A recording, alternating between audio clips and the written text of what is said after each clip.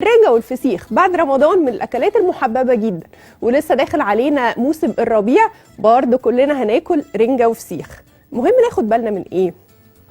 الرنجة والفسيخ زي ما قلت لكم قبل كده في النصايح بتاعة العيد غنيين جدا جدا بالأملاح. كانوا أصحابنا معاهم الخس والخيار والفلفل، الموز والكنتالوب علشان يظبطوا مستويات الصوديوم في الجسم. طيب هنفضل مكملين؟ لا، احنا خدنا نسبة عالية من الأملاح في الوقت ده وخلاص جسمنا هيتخلص منها في خلال يومين. هتلاقوا جلدكم منفخ شوية، جسمكم منفوخ، معبي مية، مفيش مشكلة.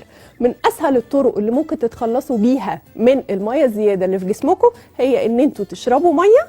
مفيش عصاير سحرية، بس في حاجات مضرة للبول بتخليكم تتخلصوا من المية الزيادة اللي في جسمكم، زي مثلا الشاي الأخضر، زي البقدونس في العصاير، زي الكرفس في العصاير. حاجات كده ممكن نبقى نعملها مع بعض على مدار الأسبوعين اللي جايين. مبدئيا احنا مش هناكل حاجات مملحة تاني، يعني خلصنا الرنجة اللي عندنا والفسيخ اللي عندنا حلو قوي كده.